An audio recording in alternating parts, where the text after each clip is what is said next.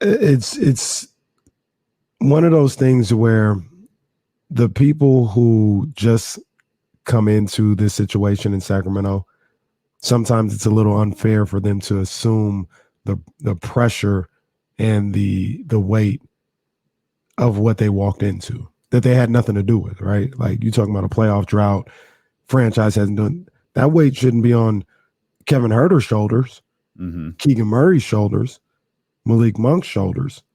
It shouldn't be. It's a whole new era, a whole new group. These guys are coming in with their own experiences and with a fresh slate here in Sacramento. But the truth of the matter is, whether we like it or not, it does get heaped upon their shoulders. Like the weight of not making it is something that they have to feel. They have to know the sense of urgency about what's going on here. Like we talked about a couple of times before with Monty McNair. He hasn't missed the playoffs 16 straight years. He's only missed the playoff 3 straight years, 2 straight years, right?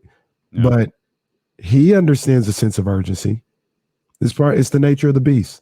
It is what it is. So I appreciate Harrison's response to that question. I completely understand it, and a lot of what he says there, I agree with.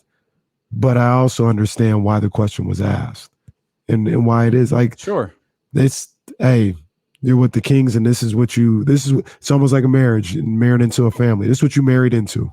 Mm-hmm. Okay, you're getting all the pressures and everything that comes along with this 16-year streak, even though you haven't even played a game for the Kings yet.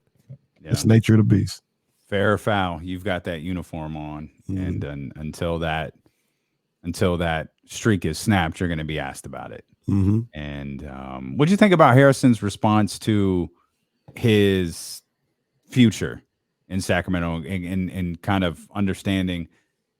I know I'm in trade rumors. Like I'm used to that. It's been like that. Like I get it. I'm here. My focus is here. My focus is getting this team off and running. Yeah, I thought it was he didn't say much. You know what I mean? Like he said, probably not much you can really say. Yeah, I feel like he covered the bases. Like I know, but I'm here. I don't know what you really can offer past that. I mean, he talks about, the stability of being here and things like that. But I don't look at his answer or look at him any type of way for answering that way. What do you want me to say? I don't know. Like if things are going great, I'd love to be here in Sacramento, but who knows if things are going to go great, based on everything that's gone on in my time here in Sacramento. And when I say great, I mean winning wise. I wouldn't expect them to be like, yeah, I want to be here at all costs, because if this team falters again, if they're not good again, and he misses out on the playoffs, I wouldn't blame Harrison one bit if he said, I don't want to be, like, I'm trying to win. I'm entering the second half of my career, and I want to start playing, for a winner. So I would completely understand that. I think it's as simple for him as if this team shows they're headed in the right direction definitively, not, oh, we got some pieces and we can do some things, but definitively headed in the right direction. I'm talking a play-in appearance or a playoff appearance, play-in appearance at the least. Mm-hmm. Then all that other stuff can factor in. Like, man, okay, they're headed in the right direction. They're showing that they're playing some winning basketball. I have been here 4 or 5 years. I got a family here. That's a nice place to raise a family. I'm settled. All right, man, I'll continue on this journey here in Sacramento. But nothing can really be said right now. And I don't blame him for not saying like anything definitively other than, yeah, because he said, I've been here for a while. It's good to be here and be in one place for a while. That's all he said. So, well, here's the thing for Harrison, whether Harrison likes it or not, or this fan base likes it or not, or Monty McNair likes it or not, Harrison Barnes is going to play a major role in whether this team succeeds or fails. Mm-hmm. And that's kind of the thing that everyone just has to get used to is you may have this you may have this grand trade in your mind, and because the trade machine told you it works, you think it's viable.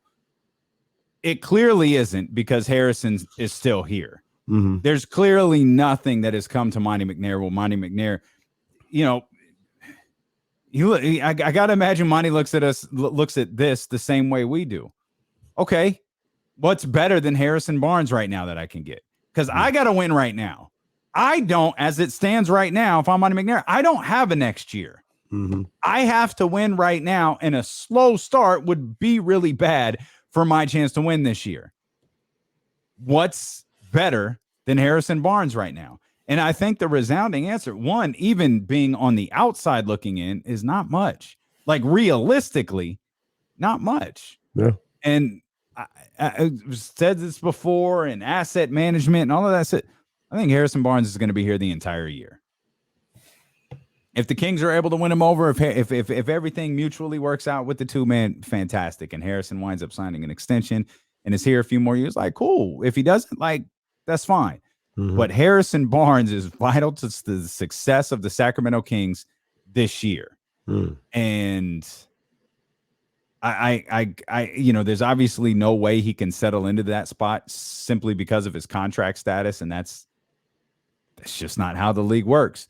But there is a situation, obviously, where he's moving. I think the team's not playing well by February. Harrison's gone, but at that point, if the team's not playing well and you're trading Harrison Barnes, it doesn't matter. Like, everything has gone to hell at that point. This team starts well. Harrison's immediate future is solidified here, in my opinion. Because I don't think there's a situation where Harrison's value like skyrockets. I think everybody knows he's playing like really, really well. Yeah, but I don't think that changes. Like, well, Harrison was averaging like 26 points a game in the first 3 games of last year, or 4 games of last year, or something like that. I don't think anything. If Harrison was averaging 25 points per game, that's a lot. 25 points per game in February. You think his value on the trade market is skyrocketed? Not skyrocketed. It could be higher. So I see your point. Like, right now, I don't think you can get a first round pick for him if he's doing that. And a team is not one above 16. Well, no, because who was trading for him is like a team trying to get a championship. That's what I mean. Like, even if you did get even if you did get a first round pick in February, like, would that be worth it? If you're going to lose him. If you're talking like 28, 29? Well, if you think you're going to lose him, yeah. Like, if you think he's gone, because I agree with you. If you're trading him, you're probably out of it. So if you think he's leaving, yeah, you trade him for a first round pick, get something. Well, yeah, no, I got you. Like, I'm with you on that part. But if the team is performing well, if Harrison is averaging 25 points per game in February, the Kings are doing well. There's just no situation unless Sabonis is gone and Fox is gone and they're all out for the season, and it's just Harrison scoring a bunch of points and the Kings losing. Yeah. That's the only way. But we were talking about his value going up, and if his value goes up to a first round pick in February where he's playing really well, you don't know whether you're going to have him next year or not. Do you move him? And I still say no. Unless for some reason a team who has a higher draft pick, then you could sway me a little bit. But even that, I think, is sketchy at best. The interesting thing about Harrison to me in the whole conundrum around him, and I tried to talk to James about this when he was on one of these days, one of the past weeks or so, is I think numbers wise, this team is potentially set up for Harrison to take a step back numbers wise and be more impactful and fit a little bit more. What do you average, 17 a night or something like that? Last night. Like that. I'm of the belief, at least what he's shown me, that's not his bag right now. because to average 17 a night and be a consistent ball player and not have the Willie Cauley-Stein 8 rebounds a night, you know what I'm saying, where you get 16 one night and then none the next and you average 8. That's kind of how I felt Harrison's 17 a night was.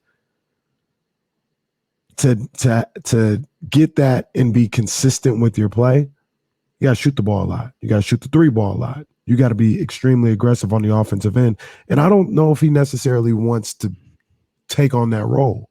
So I say that to say his numbers could go down and he be just as valuable, if not more, than he was last year. Absolutely agree with that.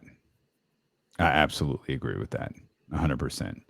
We went over this a week or two ago. He shot double-digit three-pointers twice in the first 3 games. 11 attempts in game number 1, 10 attempts in game number 3. Mm-hmm. He never shot double-digit three-point attempts again the entire season. Yeah. I wanted to go back and see this because you mentioned that a couple of times. It is worth pointing out. Was it an ankle? His foot. He missed 5 games. You see it in his game logs. A lot changed in the games leading into him missing time, and then the games coming out of that 5-game period that he missed. He had a few really strong stretches late in the season. But yeah, there's that wild game in Boston where he played 24 minutes. He had 10 points the night before, 21 points the night after, and 0 in the middle. And there are some single-digit point nights from Harrison Barnes where he played 30-plus minutes and scored 6. He played 29 minutes and 48 seconds. This was again against Boston. He scored 4. He had too many single-digit point nights last season.